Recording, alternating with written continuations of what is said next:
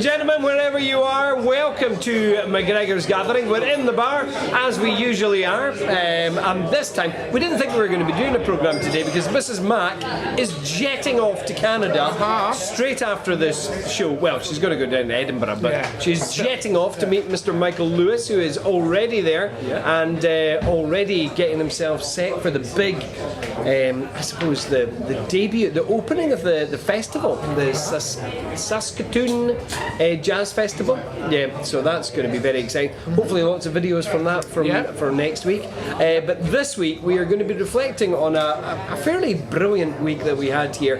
In particular, Troy McGilvery and Janine Randall, who were here, and last Saturday, what a session, it was just quite incredible. We've also got our creative director, I think we'll give her that new title, will we?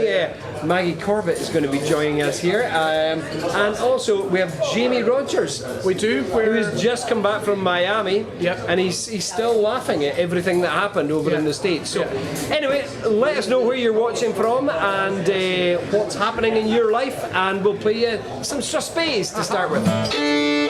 This is Captain Campbell. I don't know anything about him, but not all Campbells are bad. No. 1, 2, 3, 4.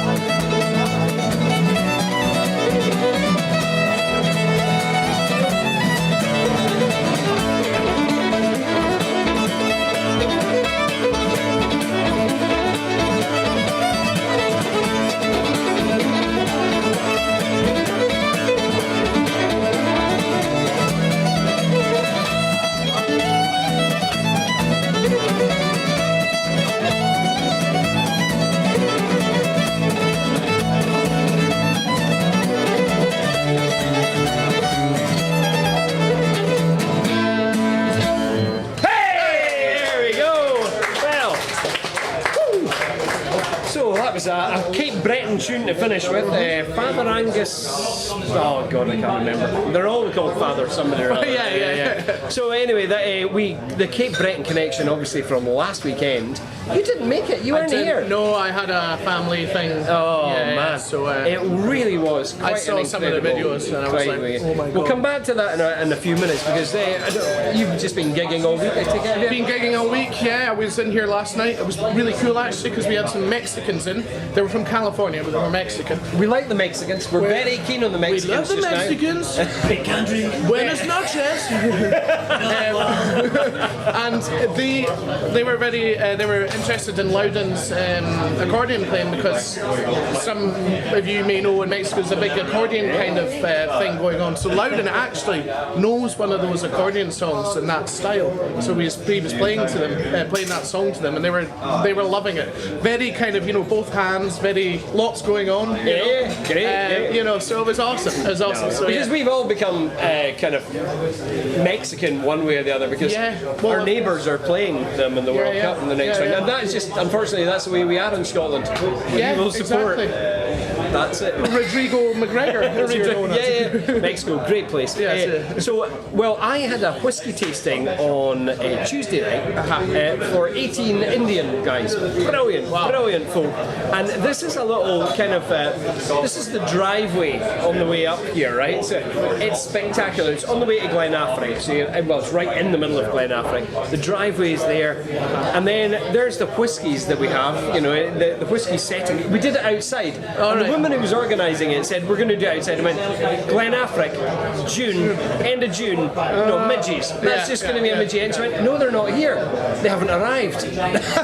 there's no midges about. You don't have to worry about it. And I was and I absolutely caked myself. I had to come back home and have a shower afterwards. And even my t-shirt, I picked it up the next morning and went, oh my God, I've really gone overboard. I did not get touched by one midgie. But there's a whiskey. And then this is my backdrop, right? This is the backdrop here.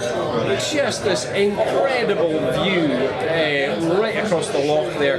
Glenafric House. I've got to thank all the guys there. And what a laugh we had. Some of them liked whiskey, some of them didn't like whiskey, some of them liked smoky. And they just, and when I told them about William Wallace and Roy MacGregor and stuff, they went, we don't like the Brits either. So it was quite interesting, the whole thing. So that was good crack as well. But jumping quickly actually just to another little photo shoot. A couple of weeks ago, don't you remember, there was this huge big guy from Boston came in. Massive big tall guy came in. And his name was Jim McLeod. Big fan of the show actually, he saw us playing. And anyway, he was tall. But that was nothing compared to the guy who came in on Monday night, 7 foot. Oh my God. 7 foot. I mean, I look like an Ewok or something like that. Utterly ridiculous. He seemed to be wearing slippers as well. He just came out and he's like, oh my God. I've never met anybody that tall. Doddy Lear, etc., 6 foot 9, 10, whatever. 7 foot. Was Doddy that tall, was he? Yeah, he was enormous. He was really enormous. But that is a different stratosphere altogether. Just as well, Mrs. Mac didn't get a picture taken. So yeah, that was good crack and a good gig here on the Monday night. But we better let you hear a little bit of what was happening here on the Saturday. I think this is hopefully a little clip of the guys themselves playing, is it? Troy. Yeah, we've got a little bit. This is Maggie put this together, a little compilation of some of their best bits. Janine Randall and Troy McGilvery playing in the bar on Saturday afternoon. What a crack.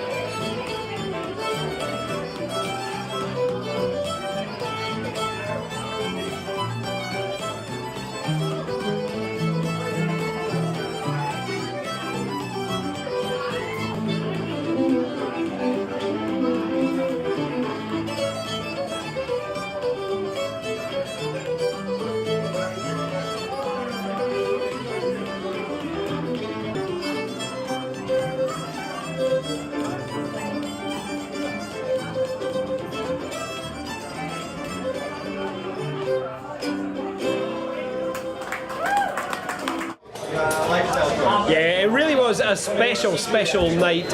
We had the guys, they played piano and fiddle to begin with, and then there was a session afterwards. And I'm going to let you see some of the other tunes as we go on through the day. We had some Gaelic song, we had some American old-time fiddle. It really was exactly what you're looking for when you own a bar. It was just great crack. So Derek Smith saying, evening from Erskine, only a week till Stonehaven Folk Festival. Oh, that's a good point, right. Kimberly Hensley saying, hi, we are on this evening. I don't know what that means. Nice one. I can almost feel the cool Cape Bren air. Well, they were... Oh, Jim McLeod is actually watching. Big Jim is watching. Well, Jim, I found somebody even taller than you this time. So anyway, we're going to play two waltzes actually. The first written by the wonderful Alan MacDonald from Glenuick. It's called The Jewel of the Ocean. And then a tune written by Johnny Cunningham called something or other.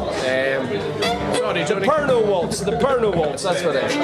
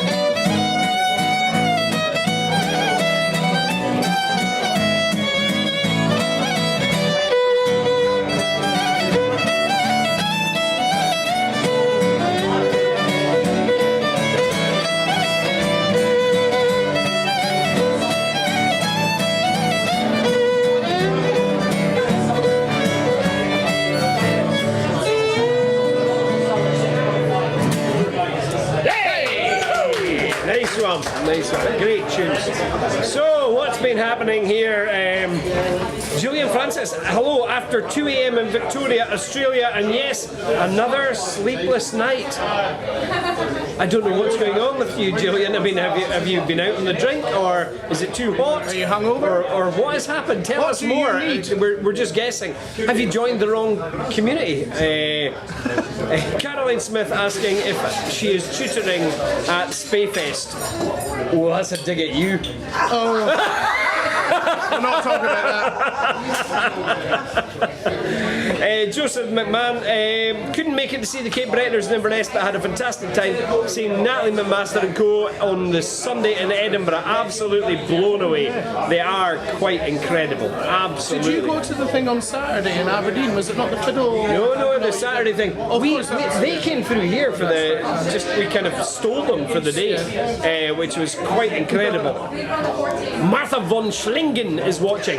And I think that's one of the best names I have ever heard. I love that, Martha. I hope I've said that right. It sounds like maybe a German name. Have I said that right? Yeah, There's a Mr. Hugh. Is there indeed? Yeah. I'm not Nigel Farage, I'm not falling for that. So, now we did say at the beginning of the programme we were going to introduce you to a new member of the team here. Now, you might have noticed over the last couple of weeks and months that our profile on social media has started boosting up a bit. It has been quite incredible. That is because we've got an expert who is just going to join us just now. Come on in there, Maggie. So, hello everyone. Maggie Corbett. Yes. Corbett Creations, your company. You came along here one day and just said you were doing stuff for Dog Falls, wasn't it? Yeah, so I was brand ambassador for Dog Falls Brewing here. And we just started chatting away, and the next thing, you have now you're in charge of all our stuff. So give us a bit of your story, because you're obviously not from here. No, I'm not from here originally. The accent is a dead giveaway very quickly. Yeah. almost, a little further than that. No, originally Chicago born. Okay. And then I was in Chicago, New York, doing theater. Yes. An actor, yes. Wow. And then did movies and TV and film work in LA and New Orleans as well. And then I became a lyricist for film and TV, doing music licensing work and writing songs for film and TV. And with that came a lot of creative marketing work and this and that. And then, like you do, you go on a good holiday to Scotland and you want to just make it your life. And so I up and moved here, and 7 years later, here I am. No way. Yeah. That's incredible. I know, we've never talked about this. No, I know. Well, that's the thing, because you're known. A lot of guys know you from the music and from seeing your face around. Your husband now, Rob, is a very well-known character around town. He's a well-known character. A whiskey enthusiast. Was it whiskey that brought you both together? I mean, that was definitely, it helped on date one, I'd say. I do love whiskey as well. No, but I moved here first because I fell in love with the land of Scotland. It wasn't the boy. The boy came later. Right. The land first, and then I started working here, traveling, doing film and photography work, because I was also a photography minor back in the day. And so I was doing my own travel passion project around Scotland and doing short-form documentaries on people and places that made this such a magical place to visit. And then that led to a work visa, and then with that came the boy. You see, that also sounds so simple. Yeah. The way you're saying that, I just did this, and then I did that, and then I did that, and I'm just thinking, wait a minute, that takes a lot of skill and dedication and effort to get to that. There's definitely a lot more to it. There's more layers, but that's the Cliff's Notes version. Yeah, that's quite incredible. So you've settled here in Inverness. Yeah. You've got a lovely daughter now. How old is she? She's just turned 2. Just turned 2. Yeah. And so in between that, you were kind of working, doing kind of bits and pieces of online stuff, working in the Black Isle Bar for a wee while as well. And now you are our full-time Team content. MacGregors, full time. What is it? Why did you pick on us? Oh, I mean, you guys are just irresistible. Look at you. Yeah. That's what we do. Just made of magic. No, there's so much to tell, isn't there? I mean, there's a huge story here to try and get out. So, but how do you keep yourself on top of all the social medias? Because, I mean, certainly for me and Mrs. Mac, we're of a Facebook generation. Even Instagram's kind of a little bit. And as for TikTok, that can just. I've got a TikTok thing. I just go on to it once in a while and go, oh, just another person shouting at me. Or something like that. So, how do you keep on top of all those things? I just don't sleep.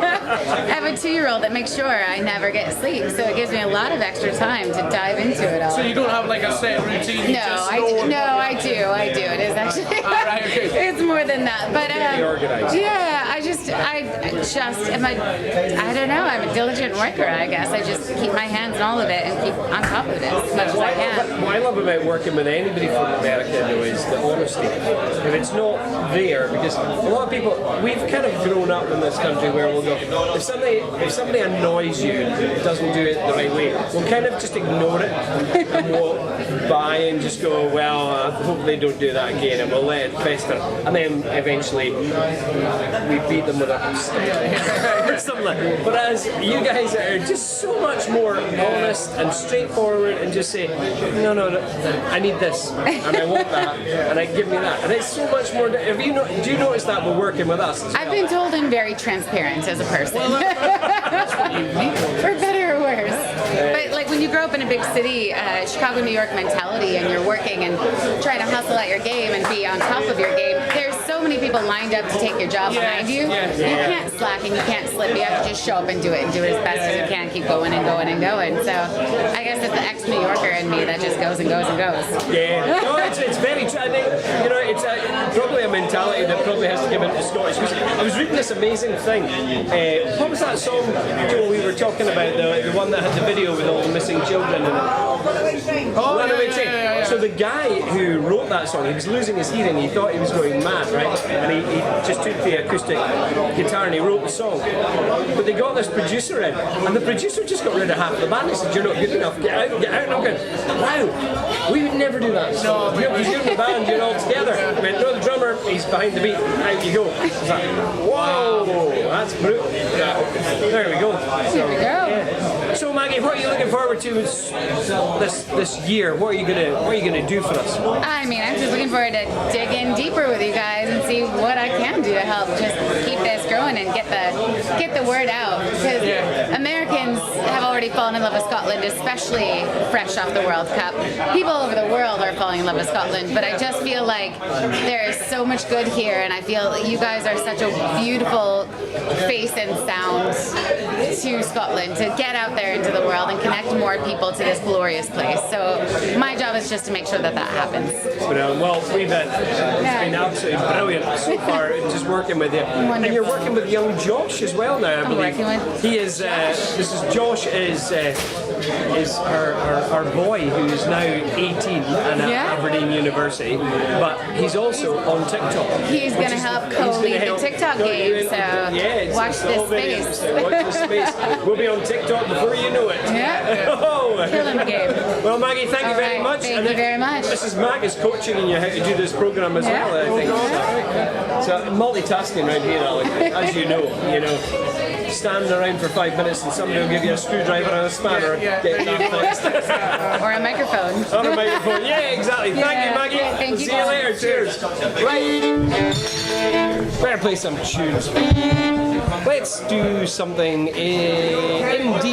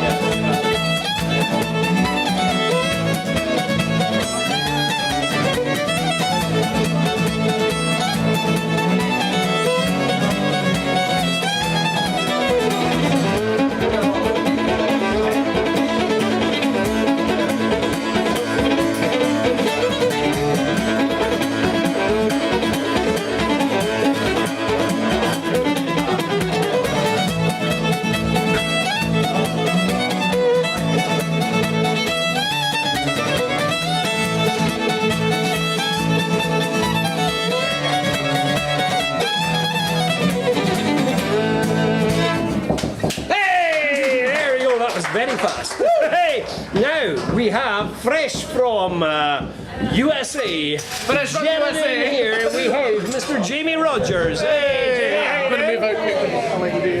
What's up, Buster? How are we? Good.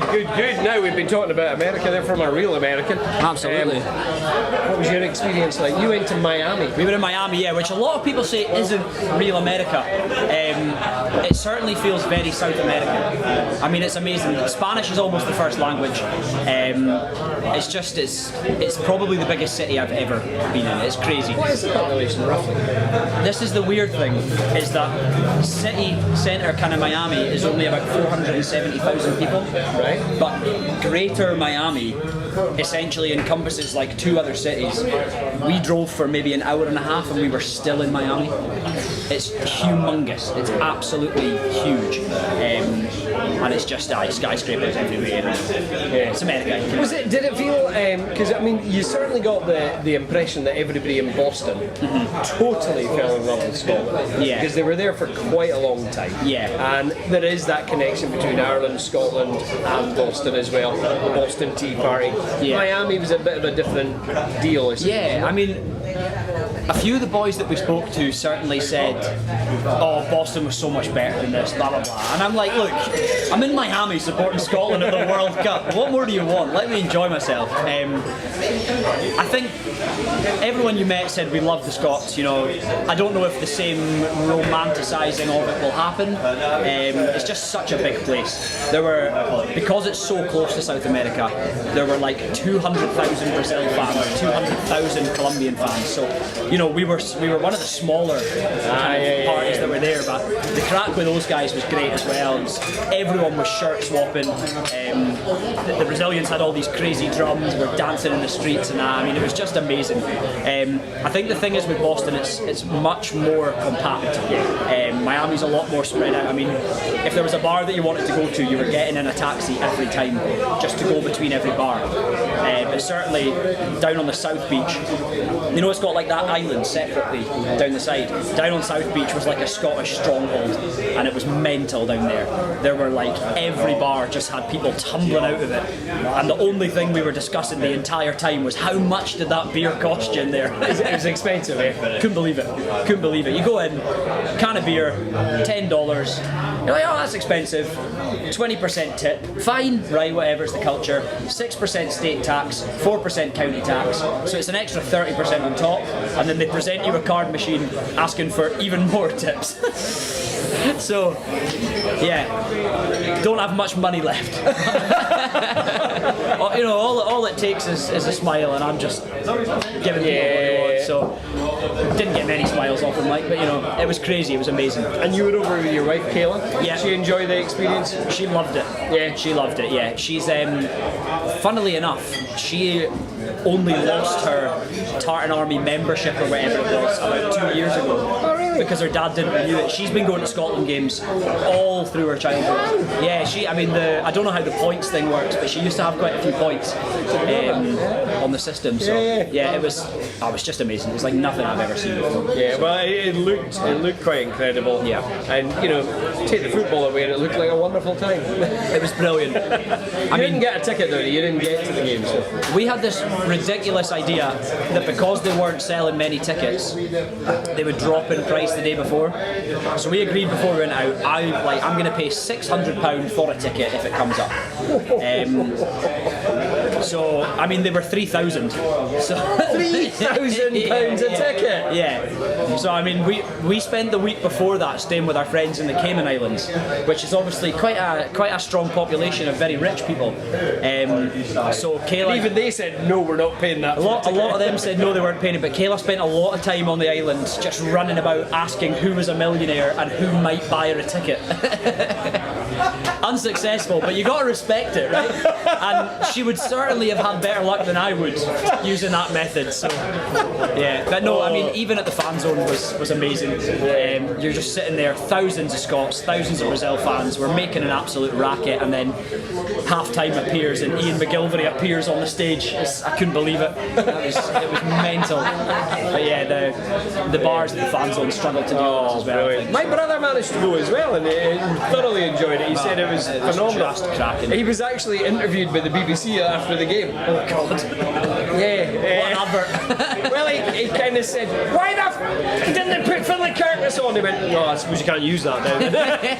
And away he went. So yeah, but there you go. I think the thing for me that really stood out was just the atmosphere that the Scottish fans created amongst each other.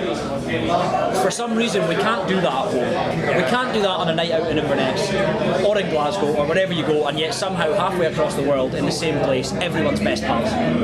So if there's one thing that we should learn, it's just stop being dicks to each other. How's that? On those wise words, Does that work for you? that is the party That political good? broadcast for the Jamie Rogers party. How does that go for you? Not good? Sounds pretty good, actually. Yeah, it's a good point. I mean, you know, people did put their differences behind them, and I think the whole World Cup has actually brought the world together. 100%. Because you know, you're actually looking at a lot of different, and I think Americans have really appreciated everybody else going there and seeing the rest of the world as we're all human beings. Yeah, Absolutely. Well, thank you very much, Jamie, and Pleasure. back to work. Yeah, see you later. Slacker. Bye. So now we are going to listen to. Now on the Saturday afternoon, we didn't just have tunes, fiddle tunes, we had plenty of them, but we had Darren McLean, one of the best Gaelic singers about. He's won the Mod, he's won so many different things. Great guy, and Ian McInnes was in on the piano here, and they sang Movaha.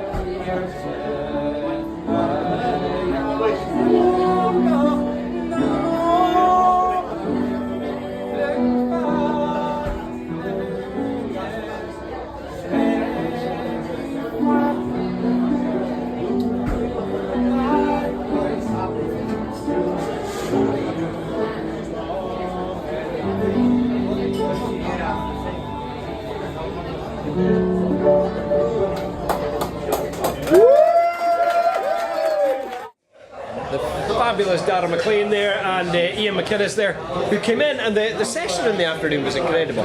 You know, the guys played, Troy and Janine played, and then just Rudy Gollan got up and started playing the fiddle, and next minute, we got Gaelic song here. It was like a real old-fashioned Ceilidh, and everyone was getting up. So it really was tremendous. It's incredible in here though. Sometimes, I mean, we were speaking about Mike McGoldrick walked in a couple of weeks ago, and it seems to have become this melting pot of really cool musicians. Well, the thing is, we actually noticed on Friday night, actually, this takes us to another point. Friday night, there was a wee bit of a mix-up between myself and actually. Davey Holt, I thought he was booked. And not only that, there was a guitar on stage, that guitar there, and I thought it was Davey Holt's guitar. I thought, he's in early. And then we're looking at it at 5 to 9 going, that's not Davy's guitar. He's normally in here now. Oh, wait a minute. Davy's away on his birthday, I think it was, or something like that. So I was like, oh my god, no. So myself and Kyle played an acoustic gig because the internet kept crashing, so we ended up putting together. And this wonderful fiddle player started playing with us. Unbelievable.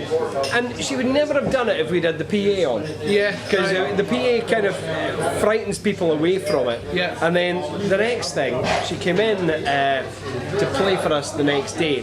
Tessa McCoy, what a player. She was on tour with Zach Bryan, who was filling out. I said, so what kind of gigs you were doing? She went, we did that big thing in Edinburgh. I went, Murrayfield? Yeah, we were playing Murrayfield. Yeah, that was the best gig of the whole lot. I went, you played Murrayfield? 50,000 And now you're sitting here with me and Kyle. This is mental. Anyway, she had a wee tune with us here, and she tried to play some Irish and Scottish, and went, no, play your stuff, Play the your old stuff, style. yeah. So she did, and Neil Ewart was sitting here, and this is a great wee clip of the two of them just jamming.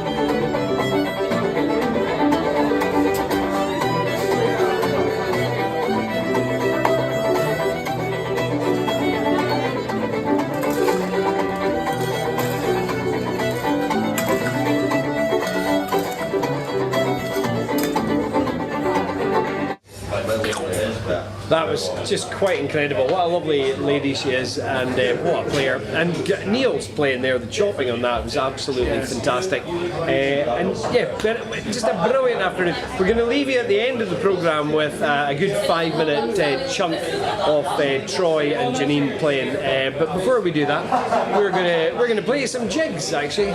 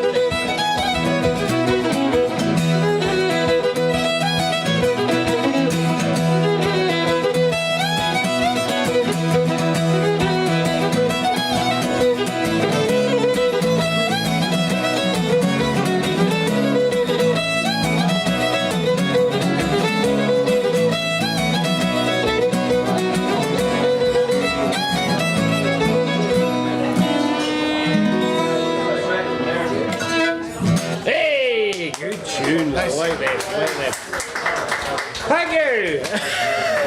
So we are just about there. Actually, I've just got to point out, tomorrow night I am playing a gig in here with Mr. Mark Clement. Oh, yeah. A guy that I went to school with and started busking with on the high street when we were kind of kids, and ended up forming Blazing Fiddles with. And we haven't played with I'm going to rephrase that. We haven't played a gig together in many, many, many years. And tomorrow night we are going to sit there and give it laldy, because we used to play in the Market Bar every second Sunday night.